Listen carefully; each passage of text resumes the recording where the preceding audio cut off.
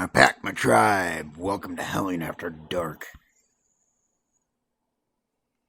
Okay, so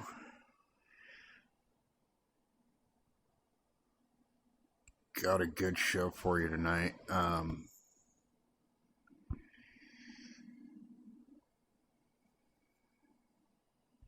So basically,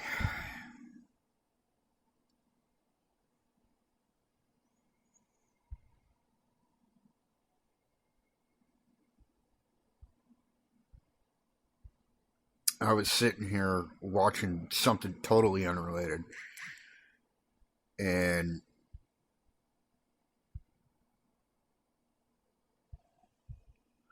what happened was, you know how sometimes you have kind of have a random thought, or maybe it was something you thought about before, but all of a sudden there's a connection to it that like you hadn't considered before that just comes into your mind randomly. That's basically what happened. So on the last episode, I was talking about Kenny Beach and about how he disappeared looking for the MK in the Mojave Desert in Nevada, I believe it was.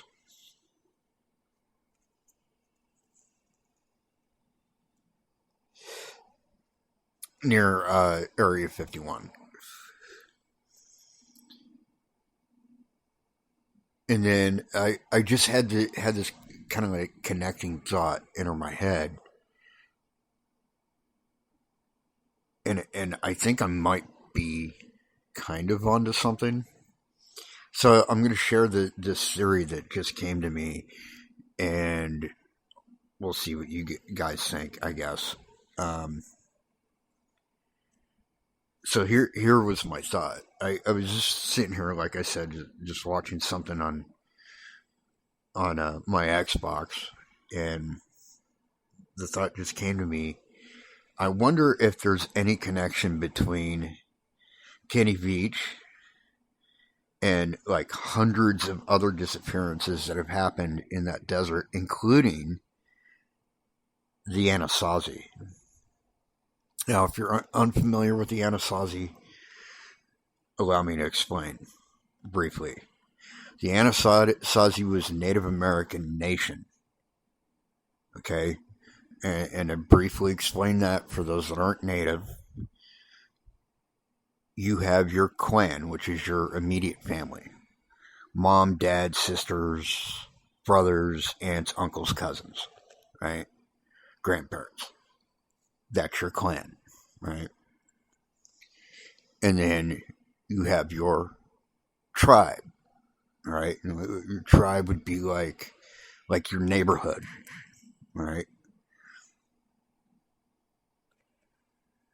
And then you have your nation, which, to put it in terms that non-natives could understand, it'd be like your state, kind of, right? So the Anasazi were a nation. Now we know historically that some of the Anasazi split off from the main body of the Anasazi and became other nations, other tribes. Comanche, Apache, Navajo, basically your southwestern tribes all started as Anasazi at one point. And then the Anasazi were doing very well. They were actually a advanced society in the desert. Okay, they had managed to rig irrigation in the desert. Understand what I'm saying here? This is like 1,000 years or more ago that they did this. They have, and you can see it in the ruins. They have like these massive structures in front of the main structures where they lived that look like spirals in the ground. And basically, what they were is they were like grist mills, and they were wells. They actually had aqueducts about 1,000 years before they had them in Rome. Okay, so very advanced civilization, and they disappeared literally overnight. And the reason we know that is because they were set to be attacked by a rival nation the day after they disappeared. And it's not like, excuse me, mister. Hold on one sec. Um,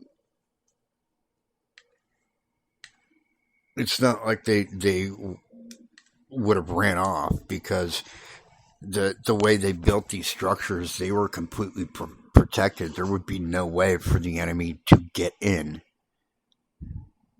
Number one, and number two, they could just sit on top of the walls and nail these people with freaking arrows all day long, and they're behind cover, because that's the way they designed it. Like the the threat to them was very minimal. There's no reason why they would just up and leave, for starters.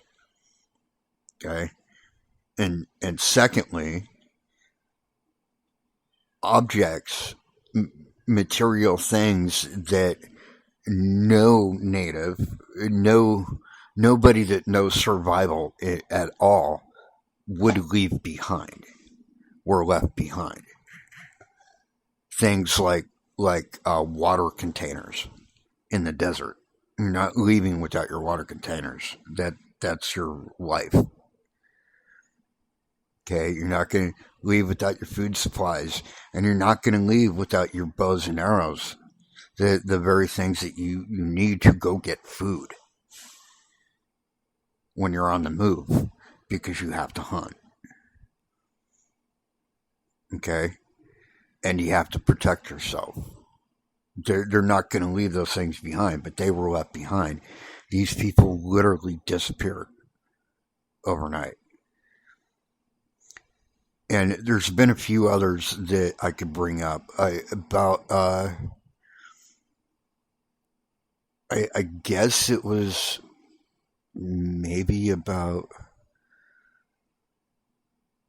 7 years before Kenny Beach, in a different part of the desert.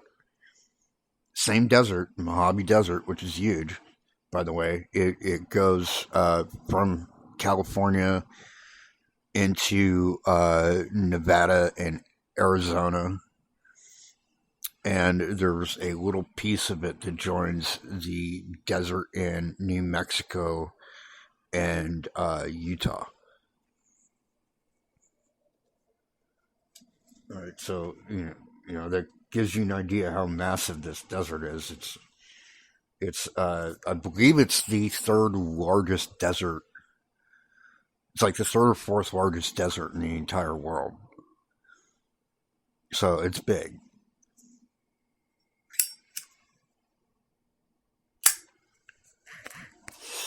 Anyways, so there was this other guy. If memory serves me correctly, his name was Mike Shea, and he was one of the, if not the original urban explorer. He was from the area. He lived in Tucson, Arizona, but he explored basically the whole Southwest, and he would find these abandoned structures out in the middle of the desert, and he would film his exploits. And he was like one of the first people to do it on YouTube. Okay, so really, like, the big urban explorer explosion that's happening now is pretty much thanks to this guy, and he disappeared. Um, and here's the thing: it was almost like a found footage type situation because he was going into this one particular building out in the desert. And I don't remember the exact location, but I can still picture it in my head. Uh, it's just like this dilapidated, you know, like building. It was like half adobe, half modern, and it was like a sunken tin roof. And you know, it did not look like an inviting place. But he was going into that, and you see him heading into it, and then the film cuts out, and uh, nobody knew he was going there, or I think one person knew, and like they ended up, you know, calling the cops, and the cops went out there and they didn't find anything initially, and so they, you know, it was that typical. Oh well, you know, he's an adult. I'm sure he'll turn up. You know, type bullshit early on. But you know, his friends that knew him and his family that knew him weren't buying that at all. So this other guy, his best friend, I think it was, or one of his really close friends in any case, said, you know, that's not good enough. So he went out to the location and he actually found the camcorder. And that's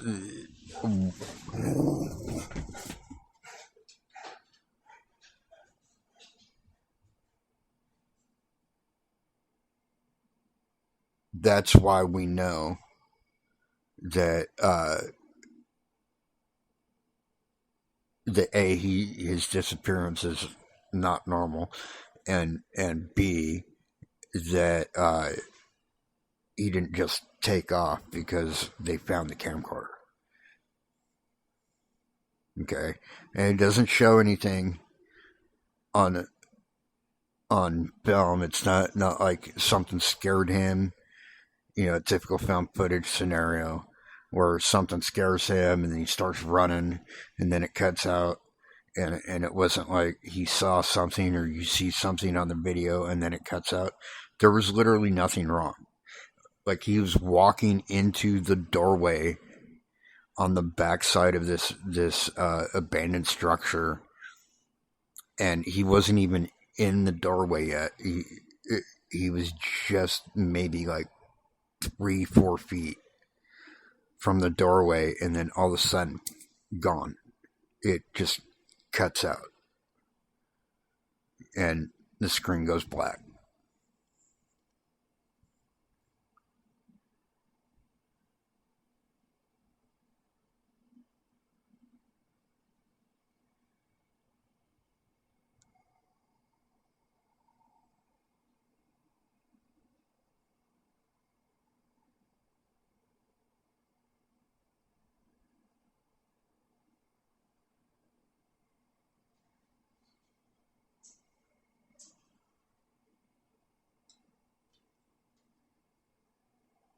Hold on a sec. You okay, Nachi? What is it, Bubba?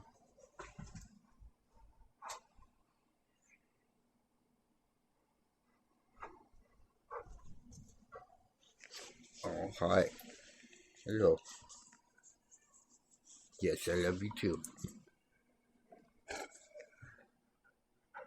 All right, lay down.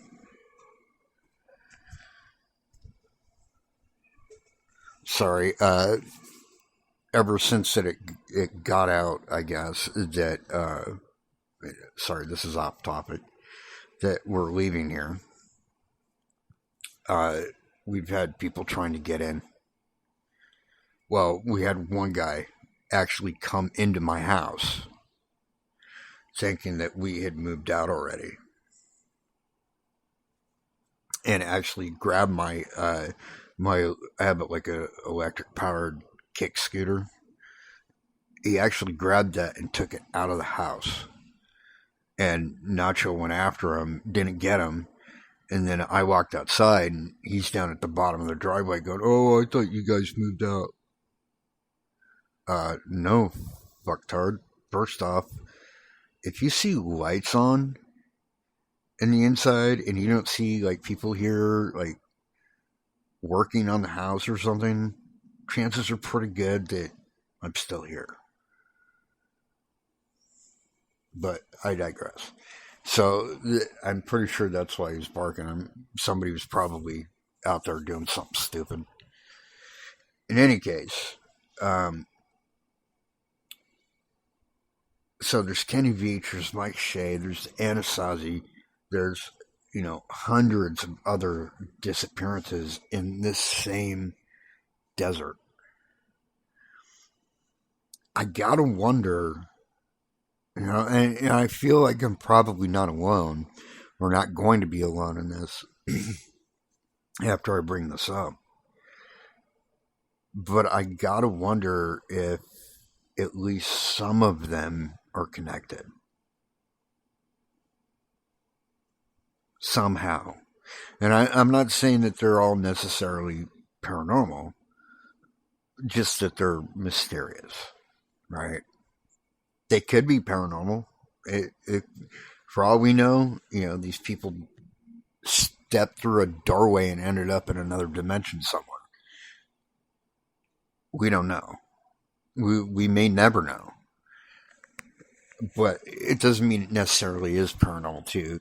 It's very likely that they could have, suffered some unknown ailment, uh, heat stroke that,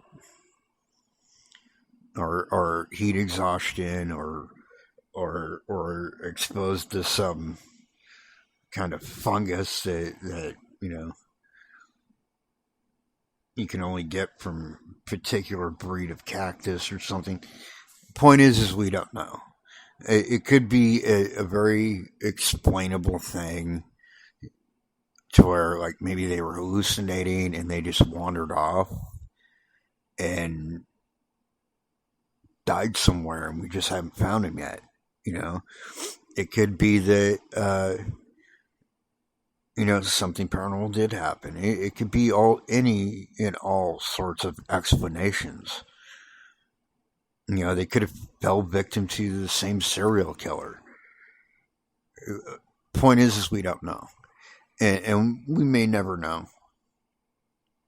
We may never know what happened to these people, but I gotta think that at least some of them are probably connected.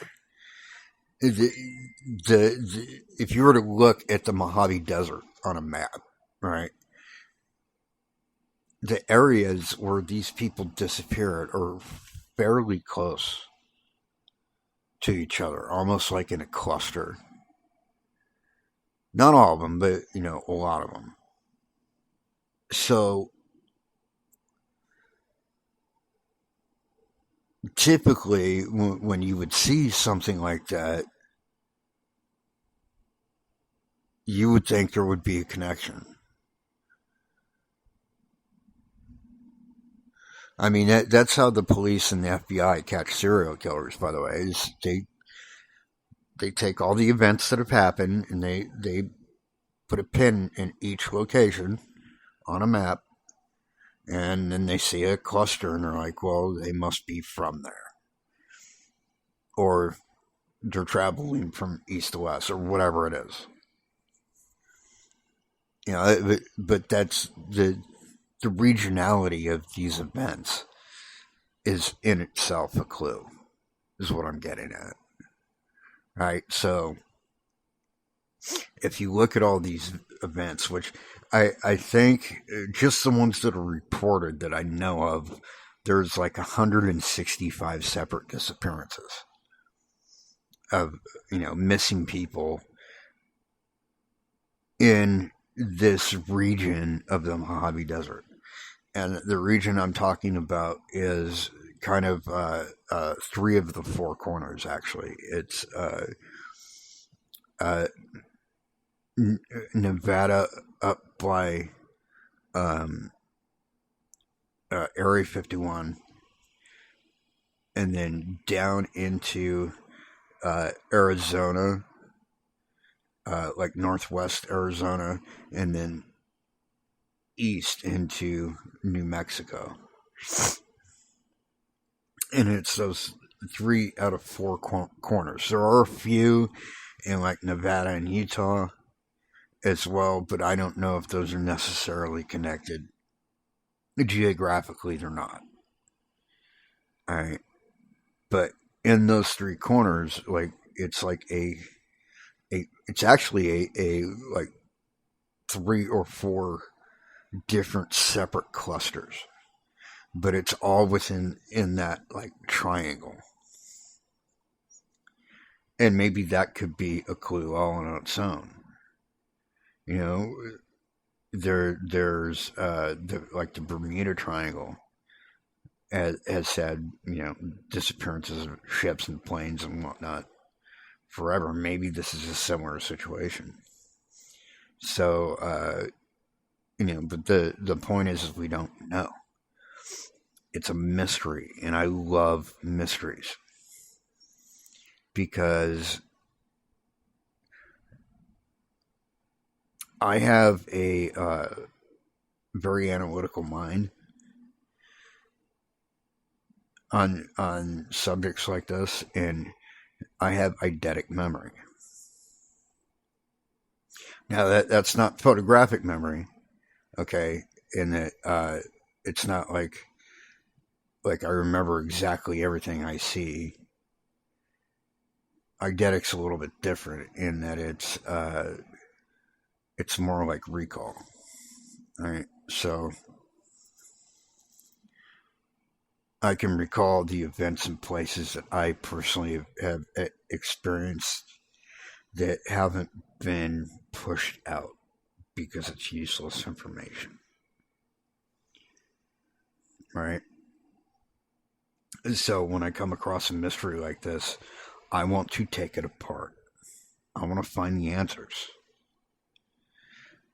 And I think that's part of why I've decided to move to New Mexico, because it's where the answers are. Or at least it puts me in the region, so I'd be able to go to like Nevada or wherever and investigate this myself. And as I said on the previous podcast, I think the mistake that when it comes to Kenny Beach that everybody is making is they're wasting their time trying to look for the M cave. And the M cave is going to be a big part of it, I have no doubt. The problem is you can't track that way. Okay? Everybody thinks that tracking is just, looking at footprints and, following them. And sure, that's part of it, but it's actually a very small part. Right? When you're tracking something, whether it be, a person, an animal, whatever, the biggest part of it is getting into the mindset of what you're tracking and seeing what their needs are and the obstacles in their way and how they have to overcome them. Right? People, in a lot of ways, are very easy when it comes to that because they all have the same needs. Unlike animals who don't always have the same needs, right? So people, what do they need? They need shelter, they need warmth, they need food, they need water. All right. So you go out into the desert and you look at that, and water, there's only so many places you can go to get it. Right? Food, there's actually plenty of food in the desert, but you have to know how to look for it. Right? So unless you know how to look for it, you could very easily die. And unless you're accustomed to it, you're not going to find food. Right? Shelter, there's plenty of shelter out there. There's caves all over the place, which is why finding this M cave is turning out to be so elusive, because that's what everybody's looking for instead of tracking the individual. Now there's a particular location, and I don't know the exact location yet, Uh, but I know it's in that desert. But there was a particular location where they found his tent, and see, it was his tent, and they found a sword. He'd brought a sword with him, I guess, for protection or whatever. Um, so they found both of those items, which are now gone. But if you know he's there, that's your starting point. So you go from the starting point and you look around. You literally look around and go, okay, well, we know that he's looking for this M cave, so where would he go? Right? And then you go there, but it's not a set thing. You know, because you could say, okay, well, pretty sure that he headed off in this direction. Well, as you're heading in that direction, look around.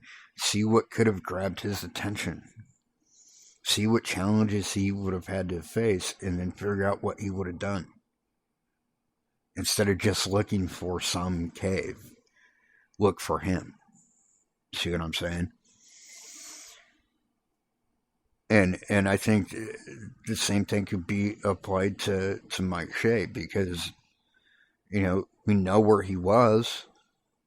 We just need to go to that place and see where he might have gone, see what the challenges were, and how he would have had to overcome them.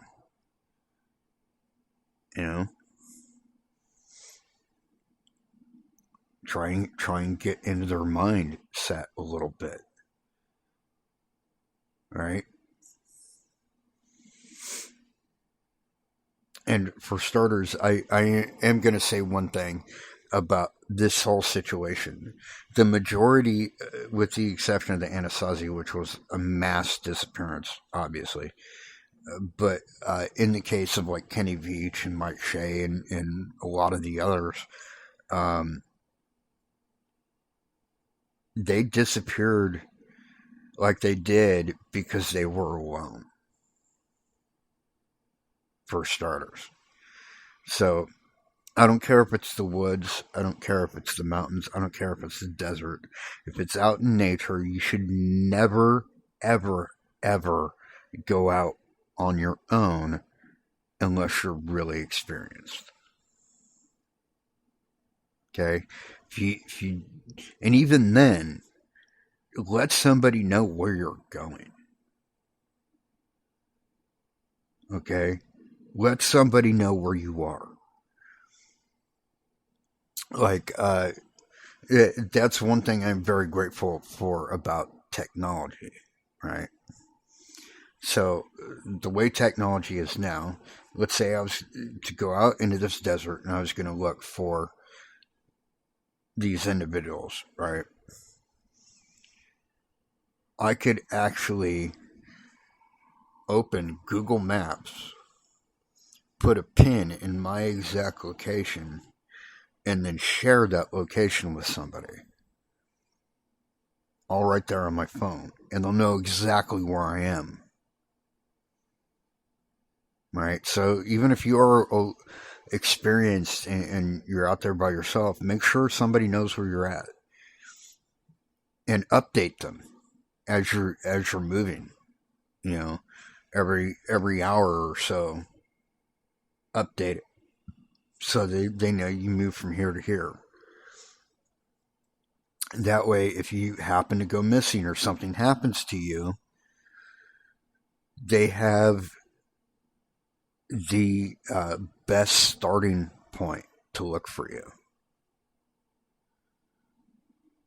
Because they know, even unless you're a Kenyan runner, you can only cover so many miles in a day. Especially over rough terrain. Right? So, this is my little survival tip for modern times. So, they know that, right? So, that gives them their search radius. So, if they know you went from here to here to here to here, and they could actually track the points on a map, they can tell the rough direction you were moving in. So unless you are taking a huge change in direction, chances are likely you're going to still be going in that direction when they find you.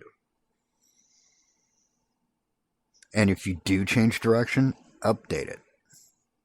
Let somebody know. And it's as simple as that.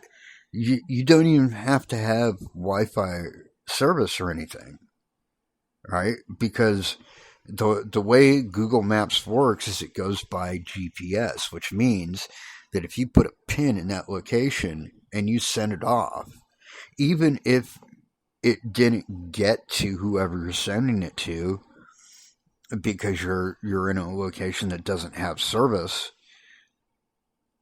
Google will still have the GPS information because theirs is by satellite,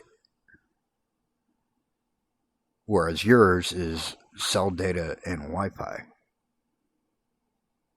See what I'm saying? So, like, if you update that information, even if it never gets to the sendee, Google will still have it, and they can still use it to track you.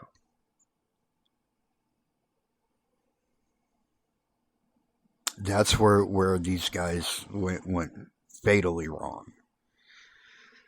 They disappeared without anybody knowing. Well, particularly in Kenny Beach's case, people knew where he was trying to go, but nobody knew exactly where he was. And this is a big part of the desert.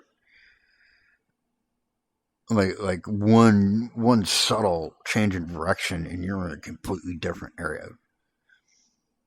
All right, so always make sure that somebody knows where you are. Okay, always.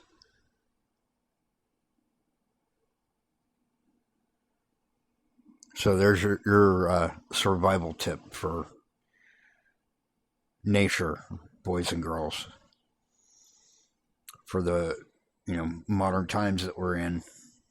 Use the technology to your advantage. Seriously, and it does awe me a little bit that, like, in this day and age with all this tech, at our disposal, people get lost.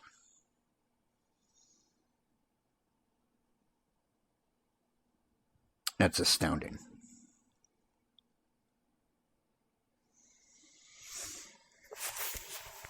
Now, me, unless it's an area I really, really know, I'm going to have my phone. I'm going to have my solar charger to charge my phone.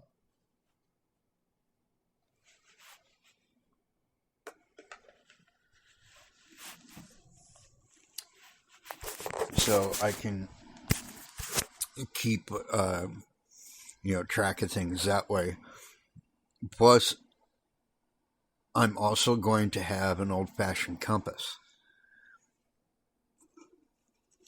I will never, ever, and plus, I've got experience being, raised native on how to tell direction without any of that stuff.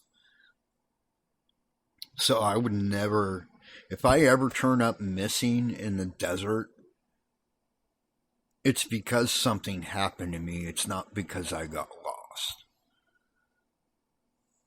I would never be lost.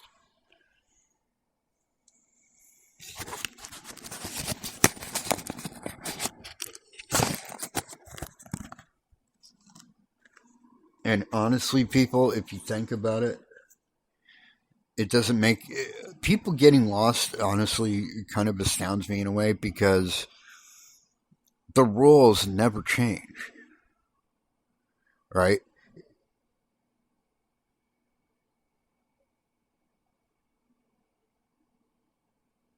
If you know which direction the sun rises and which direction the sun sets, east and west, if you can tell those two apart, Well, if you know where east is, and you know where west is, you know where north and south are, how do you get lost?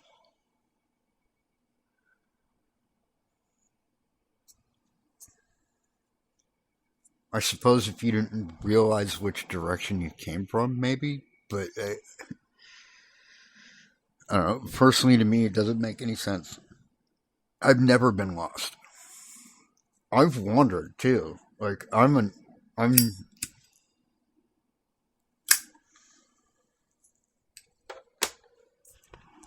I'm very much like my native people. You put me in the forest, I might wander off, and you may not see me all weekend, and I'll come back fat and happy because I would never be quote unquote lost. Point is like the rules never change, and there's things to know. Like some of the rules are different when you're in the desert as opposed to say the forest. All right. Here's another helpful hint for you. Um, if you're in the woods, this is how you keep from getting lost. All right. So if you know the direction that you came from, this is how you find that direction again.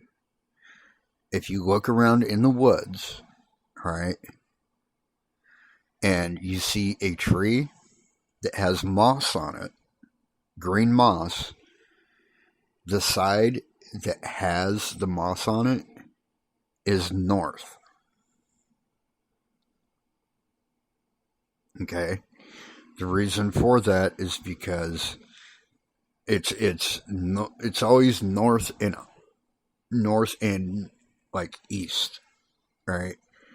But it gives you general direction of north, right? So it's on the northeast quadrant of the tree is where the moss grows, and it's because it gets enough light that photosynthesis happens, but it gets less enough light that it stays damp, and which actually feeds the moss. So it's kind of like the best of both worlds kind of thing. So if you see moss on a tree, it's always going to be on the northeast side of the tree, and so you can follow north. And if you know that you came from the west, if you know where north is, you know where the west is. It's on your left shoulder. So all you got to do is turn that direction and keep going. All right. If you're in the desert,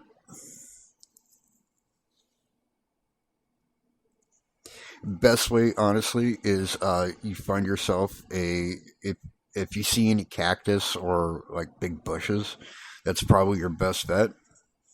So you're going to be there for a little bit, but what you do is you look at the plant and where its shadow is during a particular time of day. All right, you may have to wait a while,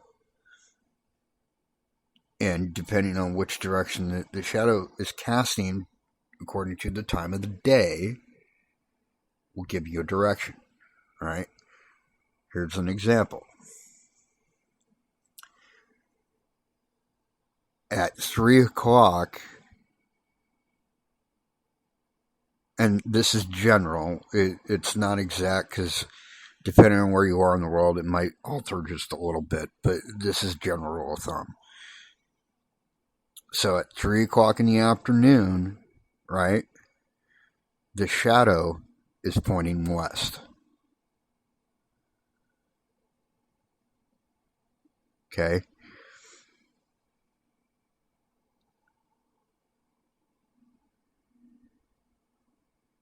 So if you know where west is, you can find north and south and east, right? So that's your best bet. Or just by looking at where the sun is in the sky. And if you have a watch or some other way of telling the time, that helps too. And also, you can use the stars. Find the North Star. That works anywhere.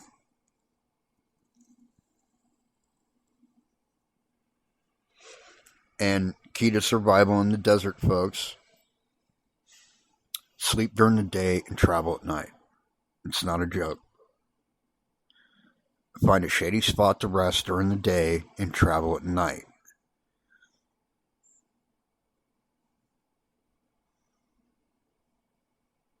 If you have to travel at all. If you're close to a water source that is good, healthy water, don't travel. Stay put. Build a fire if you can. Especially at night, they will find you.